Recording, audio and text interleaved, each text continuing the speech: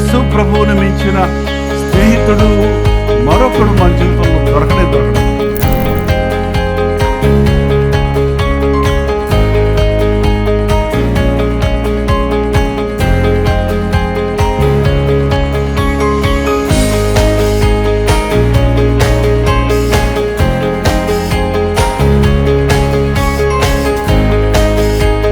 ప్రపంచమంతా వెతికి ఎవరితో స్నేహం చేద్దామా అని మనం ఆలోచించిన, వెతికి పరిశీలించిన, మన కొరకు ప్రాణం పెట్టిన యేసు ప్రభు తప్ప మరొకడు లేడు.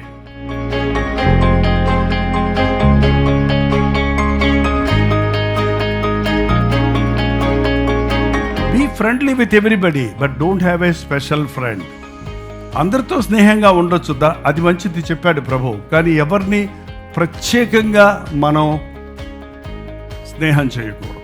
మన ఆలోచనలు పంచుకోవటం, మన తలంపులు చెప్పుకోవటం, మన బాధలు చెప్పుకోవటం, మన యొక్క నిరుత్సాహాన్ని చెప్పుకోవటం, మన అవసరతలు చెప్పుకోవటం అనేది ఏ మనుషుడి దగ్గర వద్దు, యేసయ్య దగ్గర తప్ప. ఆయన మన ఫ్రెండ్, ఆయన వింటాడు, విని ఊరుకోడు. ఆయన మన ఫ్రెండ్స్ ఊరుకోడు. నన్ను చేయమంటావరా అంటాడు చివరికి. ఇంత విన్నాక సరే చూస్తాను లేరా ఏదన్నా ఒక దారి అంటాడు. ఏదో అడ్డదారి దొడ్డుదారి పక్కదారి పనికి మాలిన దారి. కానీ ప్రభువుకు నువ్వు చెప్పుకుంటే, నీ మనస్సును ఎరిగిన ప్రభువు, నీ కొరతలన్నీ తీర్చగలిగిన, ప్రాణమిచ్చిన ప్రభువు, ఆయన సమస్తము నీకు ఇవ్వగలడు. దేవుడితో స్నేహం చేయటం నేర్చుకోండి.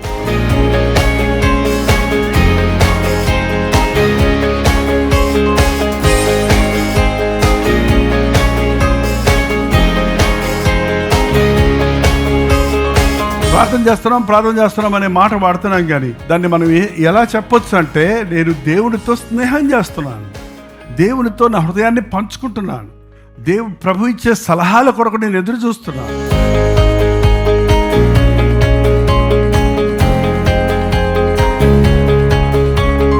దేవుని మాట వినకుండా దేవుని స్నేహితుడిగా ఉండలేం. దేవుని ఆజ్ఞలను పాటించకుండా దేవుని స్నేహితుడిగా ఉండలేం. ప్రభు మార్గంలో మనం నడవడానికి ఇష్టపడాలి, కానీ నా మార్గంలో నువ్వురా ప్రభు అంటే నీ కొరకు ఆయన దిగి వచ్చేవాడు కాదు, తన పరిశుద్ధతను విడిచిపెట్టేవాడు కాదు. కాబట్టి స్నేహితుడిగా ఉండాలంటే ఆయన ఆజ్ఞలు, ఆయన వాక్యానుసారంగా జీవించాలి.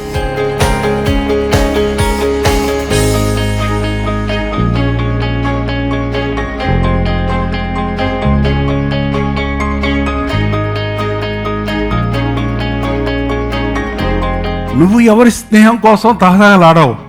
అందరూ నీ స్నేహం కోసం ఆశపడతారు. కారణం నీ క్యారెక్టరు, నీ ప్రవర్తన, నీ మంచితనం, నీ ప్రేమ, నీ అవగాహన, నీ జ్ఞానం, నీ సలహాలు, నీ సపోర్టు, నీ యొక్క తోడు వారికి బూస్టింగ్ ఇస్తుంది. కాబట్టి మనకు స్నేహితులను మనం వెతుక్కోక్కర్లేదు. నువ్వు ప్రభువును వెంబడిస్తే ఆటోమేటిక్గా లోకంలో ఉన్న వారు నీకు స్నేహితులు అవుతారు, నీ వైపు తిరుగుతారు, నీ దేవుణ్ణి కావాలంటారు.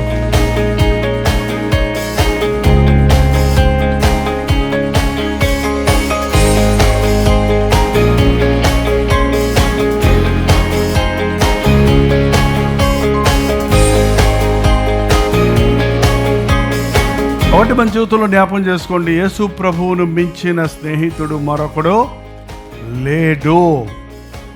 ఆయనే నా స్నేహితుడు అన్నవాళ్ళు అల్లులో చెప్పండి.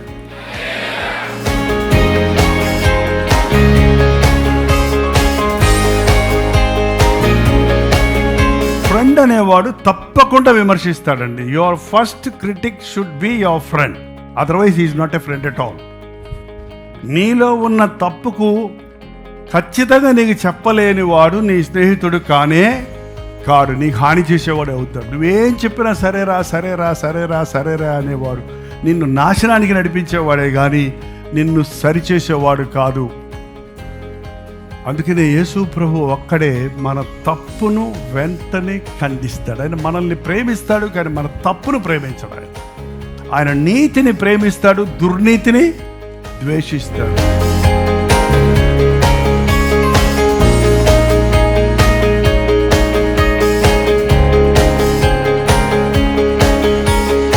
దగ్గరికి వెళ్ళినప్పుడు ఆయన మాటలు మనం వింటుంటే చాలండి, మన మనసు కరిగిపోతుంది.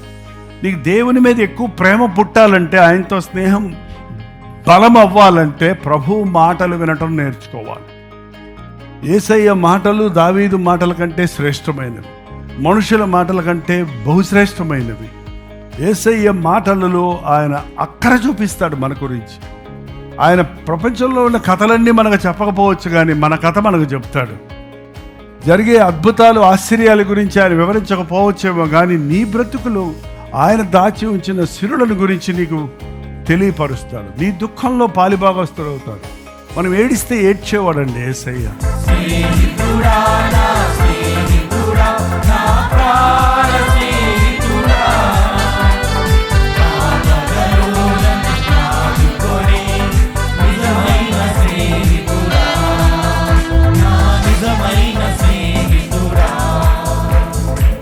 తప్పైన స్నేహితం అనేది నీ కొరకు దేవుడు కలిగి ఉన్న ప్రణాళికలన్నీ చిందరవందర చేసి పడేస్తాయి.